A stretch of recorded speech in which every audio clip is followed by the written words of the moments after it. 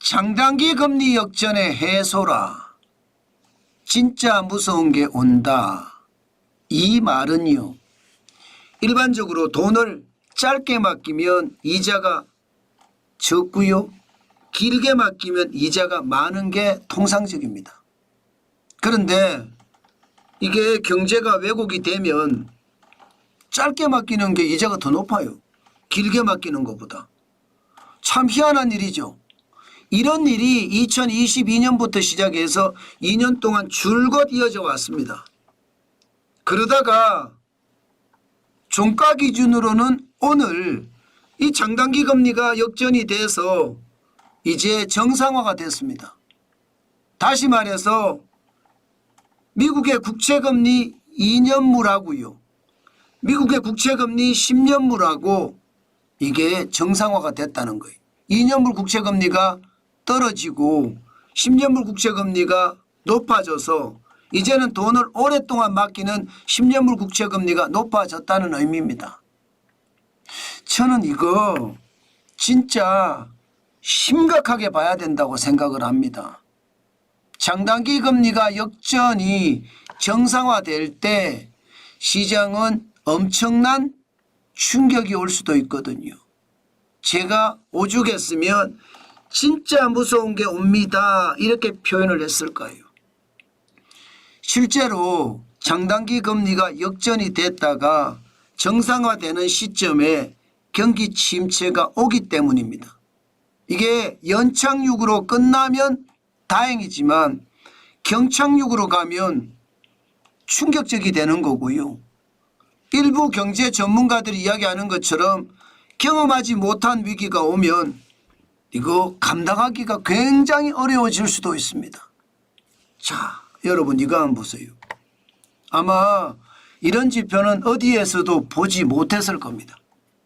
정환전 TV가 오랫동안 경제방송을 하고 지표 중심을 방송을 하다 보니까 이런 지표가 만들어지는 거거든요.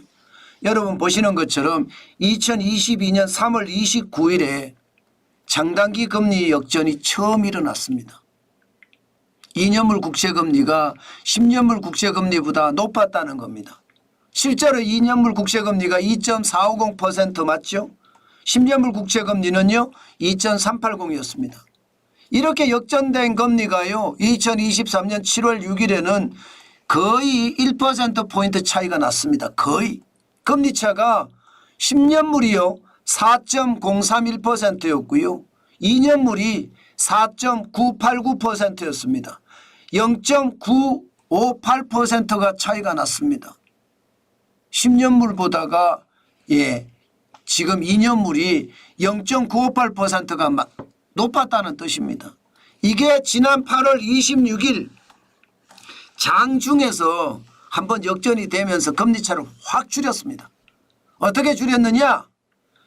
2년물은 3.8627%고요.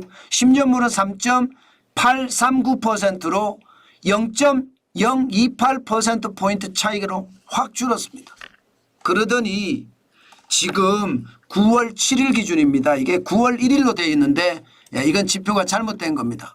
9월 7일 기준입니다. 9월 7일. 9월 7일 기준으로 보면 지금 2년물 국채금리는 3.661%로 떨어졌고요. 10년물 국채금리는 3.720%로 이게 올라갔습니다. 그래서 금리 역전이 지금 확실하게 해소가 됐습니다. 확실하게 해소. 그만큼 말입니다.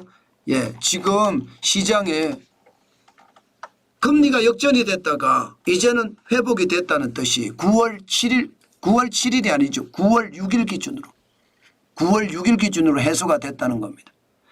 그런데 이게 문제입니다. 지금까지 말입니다. 지금까지 경기 침체가 11번이 있었는데요. 그중에 10번은요. 장단기 금리 침체가 역전 후에 정상화되는 시기에 발생을 했습니다. 이게 문제라는 거죠. 저는 이런 지표를 진짜 엄청나게 믿거든요. 엄청나게 믿습니다. 저는 여러분 시장이라는 게 늘 그렇게 말씀을 드리고 싶어요. 이게 여러분 시장이라는 건 항상 말입니다. 변하게 마련이고 변하게 마련인 그 시장에서 통계는요 여러분 확실하게 이게 우리에게 앞으로 나아갈 진로를 말해준다. 저는 그렇게 생각을 하거든요. 오래된 통계일수록 더욱더 그렇다는 뜻입니다. 그만큼 장단기 금리 역전이 됐다는 사실 그게 우리에게는 뭔가 신호를 보내줬는데 이 신호가 정상화됐다는 사실은요 또 다른 신호를 보내주고 있다. 저는 그렇게 생각합니다. 또 다른 신호를 보내주고 있다. 실질적으로 9월 6일 현재 그런 일이 장단기 금리 역전이 정상화됐다고 이야기하니까 이것은 여러분 우리가 아주 지독하게 봐야 됩니다. 제가 여러분들에게 이 말씀은 진짜 많이 드려왔습니다. 실질적으로 한번 보실래요? 실질적으로 보시면요. 장단기 금리 역전이 되고 나서 정상화되는 시점에 경제 위기가 다 터졌거든요.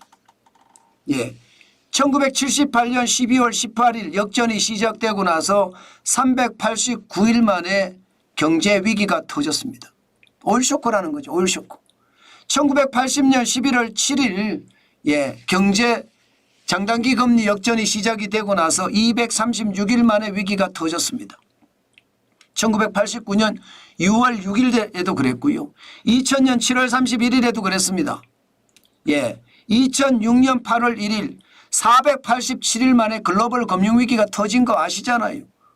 2019년 8월 19일 214일 만에 글로벌 팬데믹이 터진 거 아시잖아요.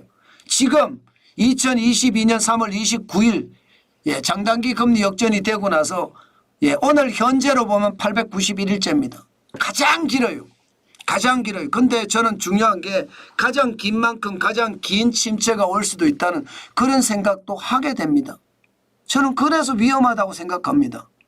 제가 여러분에게 지표를 가지고 말씀을 드리면서 그 지표의 전망이 어긋난 적이 있나요? 잘 한번 보세요. 잘 한번 보시면 거의 어긋난 적이 없습니다. 때문에 말입니다. 저는 경기 침체가 온다고 믿습니다. 시장에서는요. 경기 침체 없이 경기가 다시 회복이 된다 이렇게 이야기합니다. 미국 말입니다. 미국 시장이요. 또 어떤 이들은요. 약한 침체가 온다고도 이야기해요. 약한 침체가 온다고도. 연착륙이죠. 그러나 저는 경착륙으로 봅니다. 왜 경착륙으로 보느냐. 기본적으로는 돈을 너무 많이 뿌렸어요. 통화량이 너무 많아요. 돈을 뿌려서 경제를 살린 것은요. 저는 가짜 경제라고 생각하거든요. 이게 소비가 진작이 돼서 많은 사람들이 물건을 사잖아요. 그러면 공장도 잘 돌아가고 고용도 많이 합니다. 이게 진짜 경제거든요. 그러니까 가짜 경제가 지금까지 계속 판을 치고 있으니까 경기 침체가 가려진다는 거예요. 그런데 진짜 경제는 지금 굉장히 나쁘다는 이야기죠. 저는 그런 측면에서 보면 결국 말입니다. 경착륙 내지는 우리가 경험하지 못한 위기를 맞을 수도 있다. 저는 그렇게 생각합니다. 물론 미국 대통령 선거 끝날 때까지는 이런 일이 안 일어날 수 있어요. 계속 말입니다. 장단기 금리가 왔다 갔다 이렇게 할 수가 있습니다.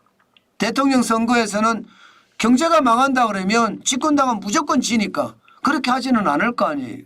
그렇기 때문에 시장에 시간은 걸릴 거예요.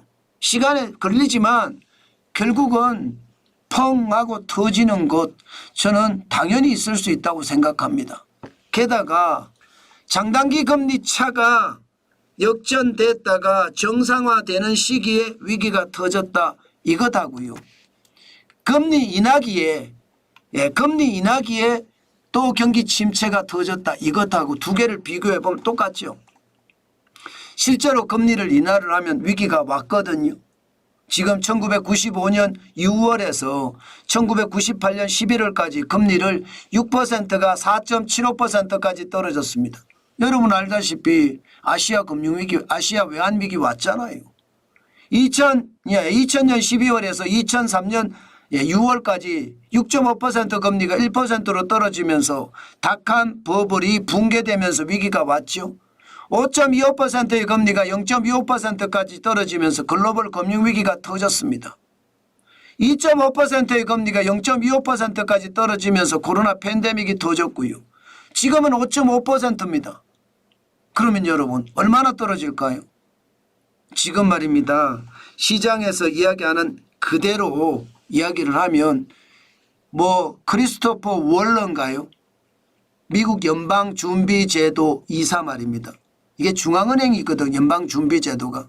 중앙은행의 이사가 금리를 여러 번 내릴 수도 있다 이렇게 이야기했습니다. 여러 번 내릴 수도 있다. 이거는 여러분 경기가 침체가 된다는 가정이 거기에 따른다고 봅니다. 중앙은행의 이사 정도면 웬만한 정보는 저는 가지고 있다고 봅니다. 그런 웬만한 정보를 공유를 하는 것을 감안을 해보면 여러분 결국이요 침체라는 것이 저는 온다고 보는 거예요. 제가 진짜 무서운 게 온다 이렇게 말씀을 드리고 있는 것은 그 이유입니다. 장단기 금리 역전이 정상화되는 시기고요. 금리 인하가 시작되는 시점이라는 겁니다. 이것은 역사적으로 11번 중에 10번 정도는 침체가 왔다고 하잖아요. 그럼 지금은 예외일까요? 저는 통계라는 것은 절대 예외를 인정하지 않는다고 생각합니다. 게다가 역사적 통계라는 것은 더더욱 예외를 인정하지 않는다고 저는 믿습니다. 그렇게 생각을 하면 경기 침체는요 당연히 온다. 물론 수준의 문제일 수 있습니다. 이게 얕은 침체냐 아니면 깊은 침체냐 이런 문제일 수는 있어요. 분명한 것은요 침체가 온다는 사실입니다. 저는 여기에 여러분 반드시 대비를 해야 된다고 봅니다. 제가 오래전부터 현금 쌓아가자 현금 쌓아가자 이런 말씀을 많이 드렸습니다. 저는 기본적으로 저점 매수가 기본적인 투자 방법이기 때문에 현금을 쌓았어야 됩니다. 여러분들처럼 사고 팔고를 못하기 때문에. 그래서 오래전부터 저는 현금을 쌓자고 말씀을 드렸는데 아마 그런 기회가 그렇게 멀지 않는 시점에 오지 않을까 저는 그런 생각해 봅니다. 그만큼 진짜 무서운 게 오는데 준비된 자에게는요 진짜 부자 될 기회가 오는 겁니다. 저는 여러분들에게 그렇게 꼭 말씀드리고 싶어요. 현금을 쌓아 가시라는 것 굉장히 중요하다는 요소 지금 다시 한번 강조해 드립니다.